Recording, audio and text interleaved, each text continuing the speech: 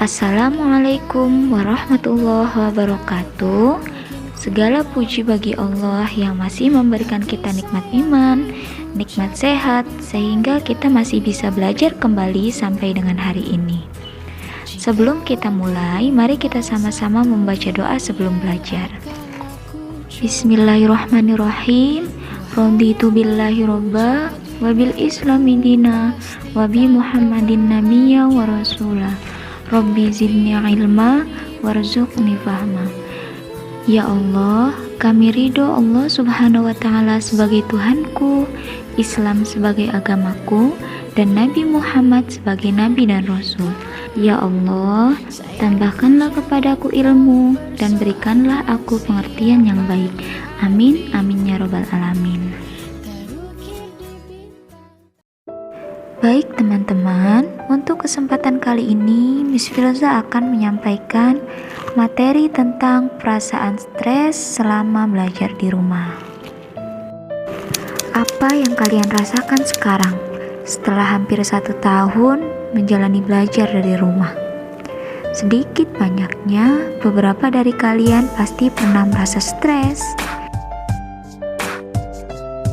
Tugas yang menumpuk dan tidak ada habisnya. Merasa sangat lelah, merasa bosan karena terlalu sering ada di rumah, lebih cepat marah dan sulit mengendalikan emosi kita. Konflik dengan orang tua pun menjadi sering terjadi, atau merasa lebih tertekan karena banyaknya tuntutan dari sekolah maupun orang tua. Dan masih banyak hal-hal negatif lainnya yang mungkin kita rasakan saat sistem belajar dari rumah seperti sekarang ini.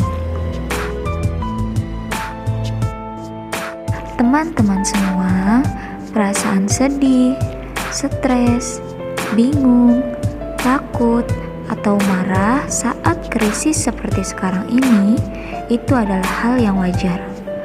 Bukan hanya kalian, tapi kami orang dewasa juga mungkin mengalaminya. Tapi yang harus terus kalian ingat bahwa apa yang kita alami sekarang ini tidak hanya terjadi pada kita, tapi juga dialami oleh teman-teman kita di belahan bumi lainnya. Semua sama merasakan apa yang kita rasakan. Sejenak, Miss Filza ingin mengajak kalian melihat potret kondisi teman-teman kita yang berada di belahan bumi lainnya. Inilah yang terjadi pada teman-teman kita di negara konflik seperti Suriah, Palestina, Rohingya, dan negara-negara lainnya. Terlepas dari apapun itu masalahnya, yang jelas teman-teman kita adalah korbannya. Mereka semua tumbuh dengan rasa ketakutan, kelaparan, nyawa yang terancam. Jangankan untuk sekolah, untuk bertahan hidup pun adalah suatu hal yang belum pasti. Dan mereka tidak tahu sampai kapan masalah di negara mereka ini akan selesai. Nah, sekarang gimana caranya agar proses belajar kita selama di rumah menjadi menyenangkan? Dan semoga beberapa tips dari Miss Filza ini sedikit banyaknya dapat bermanfaat untuk kalian. Yang pertama yaitu senantiasa bersyukur. Dalam surat Ibrahim ayat 7, wa id ta'adzana rabbukum la in syakartum la azidannakum. Jika kamu bersyukur, niscaya aku akan tambah nikmat kepadamu. Jadi kita harus terus banyak mengucap syukur.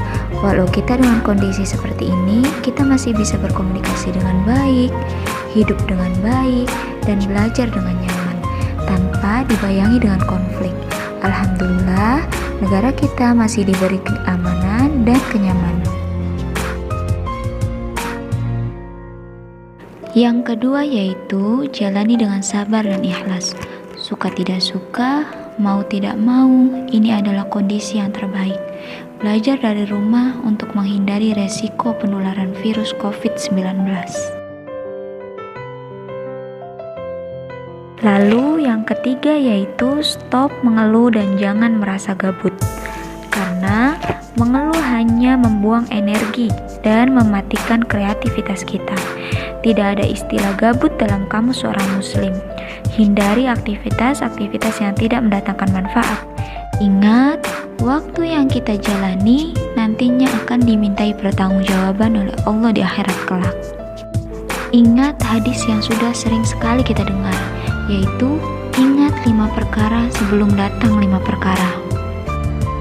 Gunakan masa muda kita sebelum datang masa tua kita, masa sehat kita sebelum masa sakit kita, masa kaya kita sebelum miskin kita, masa lapang kita sebelum masa sempit kita, dan masa hidup kita sebelum masa kematian kita. Hidup terlalu mahal kalau kita habiskan hanya untuk mengeluh. Berapa banyak orang yang berjuang agar dapat menyambung hidupnya.